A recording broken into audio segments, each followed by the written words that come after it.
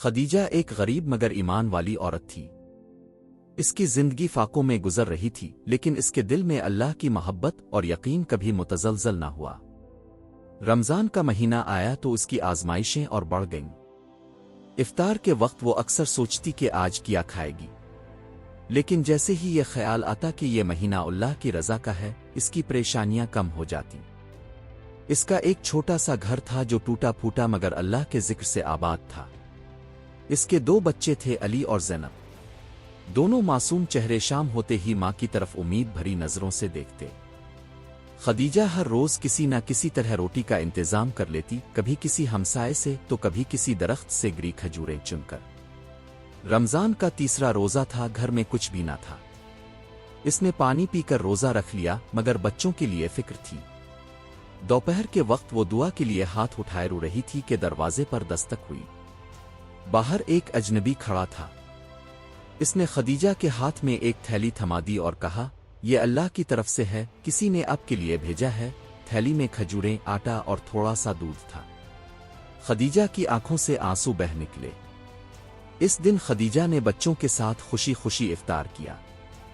اس نے اللہ کا شکر ادا کیا اور دل میں سوچا کہ اللہ اپنے بندوں کو کبھی بھوکا نہیں رکھتا۔ مگر آزمائش ابھی ختم نہ ہوئی تھی۔ اگلے دن پھر کچھ نہ تھا۔ خدیجہ بچوں کو تسلی دے کر خود اللہ سے مانگنے لگی۔ ایک دن اس کا بیٹا علی بیمار ہو گیا۔ خدیجہ کے پاس دوا کے لیے پیسے نہ تھے۔ وہ ایک دواخانے گئی، مگر دوا فروش نے اسے دھتکار دیا۔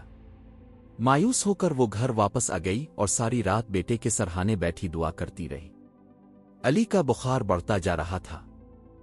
فجر کے وقت اچانک ایک ہمسائی خاتون آئی اور کہا، بہن، میں نے سنا ہے کہ تمہارا بیٹا بیمار ہے، یہ دوا لے لو۔ خدیجہ کی آنکھیں آنسوؤں سے بھر گئیں۔ اسی طرح ایک اور آزمائش آئی۔ رمضان کا آخری عشرہ شروع ہو چکا تھا۔ محلے کے ایک شخص نے خدیجہ پر چوری کا الزام لگا دیا۔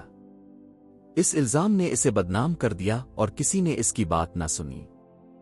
اسے محلے کے لوگوں نے برا بھلا کہا اور کئی دن تک اسے کام بھی نہ ملا۔ وہ رات بھر روتی رہی اور اللہ سے مدد مانگتی رہی۔ پھر ایک اور حادثہ ہوا۔ اس کی بیٹی زینب شدید بیمار پڑ گئی، دوا کے پیسے نہیں تھے۔ وہ لوگوں کے گھروں پر دستک دیتی رہی، مگر سب نے اسے نظر انداز کر دیا۔ آخر کار وہ مسجد کے باہر جا بیٹھی اور دعا کرنے لگی۔ چند دن بعد ایک اور قیامت ٹوٹ پڑی۔ اس کا بیٹا علی اچانک گم ہو گیا۔ وہ پورے محلے میں اسے ڈھونڈتی رہی، مگر کہیں سراغ نہ ملا۔ خدیجہ پاگلوں کی طرح گلیوں میں دوڑتی رہی، اس کے پاؤں زخمی ہو گئے، لیکن اس کا بیٹا نہ ملا۔ وہ روتی رہی اور اللہ سے التجا کرتی رہی۔ خدیجہ پر آزمائشیں مسلسل بڑھتی گئیں۔ اس کے گھر کا کرایہ بھی باقی تھا۔ مالک مکان نے دھمکی دی کہ اگر کرایہ نہ دیا تو اسے گھر سے نکال دیا جائے گا۔ اس نے دن رات سلائی کر کے پیسے جوڑنے کی کوشش کی، مگر وہ ناکافی تھے۔ وہ کبھی کسی کے برتن دھوتی، کبھی کسی کے کپڑے سی کر کچھ پیسے کماتی، لیکن یہ سب اس کے لیے ناکافی تھا۔ ایک دن اسے خیال آیا کہ بازار جا کر سستی چیزیں خرید کر بیچنا شروع کرے، مگر اس کے پاس سرمایہ کے لیے کچھ نہ تھا۔ اس نے ایک پڑوسی سے ادھار مانگا، مگر اس نے صاف انکار کر دیا۔ وہ مایوس ہو کر واپس آ گئی۔ اس رات بھی اس کے گھر میں فاقہ تھا۔ بچوں نے ماں سے کھانے کا پوچھا تو وہ آنکھوں میں آنسو لیے ان کے سر پر ہاتھ پھیر کر انہیں تسلی دیتی رہی۔ چاند رات آئی اور ایک اور معجزہ ہوا۔ وہی اجنبی جو پہلے دن آیا تھا پھر دروازے پر کھڑا تھا۔ اس کے ہاتھ میں ایک تھیلی تھی جس میں نئے کپڑے اور کچھ پیسے تھے۔ اس نے کہا، کسی نے یہ تمہارے بچوں کے لیے بھیجا ہے۔ خدیجہ سمجھ گئی کہ یہ اللہ کی طرف سے مدد ہے۔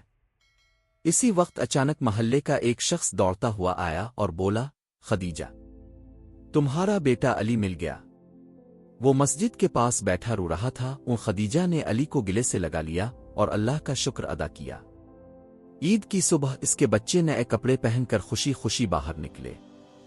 خدیجہ نے اللہ کا شکر ادا کیا۔ اس نے سجدے میں گر کر کہا، اللہ، تیرا شکر ہے، تو نے میری لاج رکھ لی۔ پھر اچانک ایک دن خدیجہ کے دروازے پر ایک بڑی گاڑی آ کر رکی۔ ایک معزز شخصیت باہر نکلی اور کہا، میں وہی شخص ہوں جس نے تمہیں پہلی بار کھانے کا سامان دیا تھا۔ میں نے تمہاری صبر اور دعاؤں کو دیکھا اور جانا کہ تم ایک نیک عورت ہو۔ میں تمہیں اور تمہارے بچوں کو ایک بہتر زندگی دینا چاہتا ہوں۔ اس نے خدیجہ کو ایک چھوٹا سا گھر اور نوکری کی پیشکش کی۔ یہ سن کر خدیجہ کے آنسو نکل آئے۔ وہ سوچ بھی نہیں سکتی تھی کہ اتنی آزمائشوں کے بعد اللہ نے اسے ایسا انعام دیا ہوگا۔ وہ ایک نئی زندگی کا آغاز کر رہی تھی جہاں فاقے نہیں بلکہ سکون اور برکت تھی۔ یہ سب اللہ کے کرم اور صبر کا نتیجہ تھا۔ یہی رمضان کی اصل روح تھی، صبر، یقین اور اللہ کی رضا پر ایمان۔ خدیجہ نے اپنی زندگی کا سب سے بڑا سبق سیکھ لیا تھا کہ آزمائشوں کے بعد اللہ کا انعام بہت بڑا ہوتا ہے۔ اس کے بعد خدیجہ نے اپنی زندگی اللہ کی راہ میں وقف کر دی۔ وہ غریبوں، بیواؤں اور یتیموں کی مدد کرنے لگی۔ رمضان آتا تو وہ ان کے لیے کھانے کا بندوبست کرتی، کیونکہ وہ جانتی تھی کہ بھوک کی تکلیف کیا ہوتی ہے۔ اس کی کہانی پورے شہر میں مشہور ہو گئی اور لوگ اس کی ایمانی طاقت اور صبر کو یاد کرنے لگے۔